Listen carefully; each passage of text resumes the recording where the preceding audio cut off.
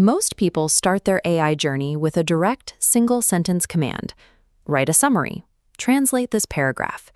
In the AI ecosystem, this is called zero-shot prompting, giving a command with no background context.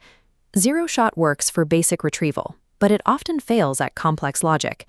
If you ask a model to solve a multi-step math problem or follow a strict formatting rule without guidance, it's prone to hallucinating or losing track of the instructions. This happens because of a difference in architecture. A search engine retrieves a static, pre-existing document. A foundation model uses a neural network to calculate the probability of the next word, generating an entirely new response every time. We run into friction because we use search engine habits to interact with reasoning engines. We provide basic queries and expect the model to perform complex, multi-layered tasks. Unlocking the model's actual utility requires a shift in mindset. We have to move past simply asking questions and start structurally architecting our instructions. You can begin steering a model by loading constraints into the prompt, assigning a professional persona, like a data scientist, or using specific keywords helps the model focus its attention on a narrower set of relevant information. However, models often struggle with rigid structural rules. Even with clear text instructions, an AI might ignore a request to output data as a specific JSON object or a markdown table. The mechanical solution is few-shot prompting. You provide 3 or 4 examples of perfect input-output pairs directly within the prompt to set the pattern. This triggers in-context learning. The model identifies the structure in your examples and applies that same logic to the new data, ensuring the output matches your requirements without any changes to the underlying model code. While few-shot prompting fixes the visual layout and tone of the response, it's a surface-level adjustment. It doesn't prevent the model from making logical or mathematical mistakes during its processing. Models often fail at multi-step logic because they are designed to generate a direct answer immediately.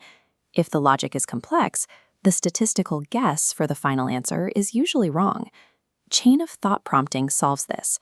By adding a simple instruction like think step by step, you change how the model processes the request. This forces the model to map its sequential logic to catch errors and reach a reliable conclusion. For high-stakes planning, this expands into a branching tree of thoughts. The AI explores multiple paths simultaneously, discarding dead ends until it identifies the most logical solution.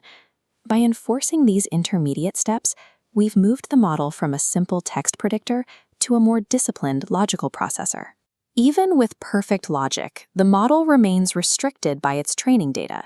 It cannot access live information or interact with external software on its own. The ReACT framework, short for reasoning and acting, acts as the bridge between the model's internal logic and the external digital world.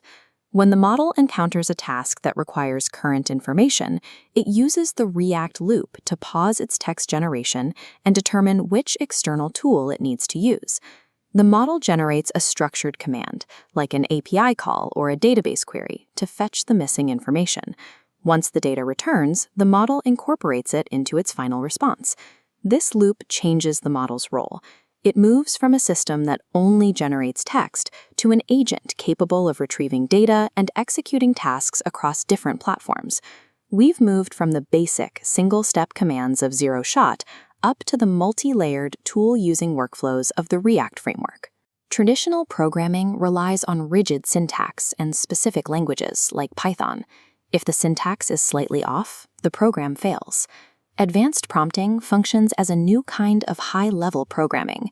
You are using natural language to build the logic gates and decision paths that govern how a neural network operates. This shift changes what it means to be a power user. The critical skill for the next decade isn't simply knowing what to ask. It's mastering the architectural framing required to build these complex, functioning systems.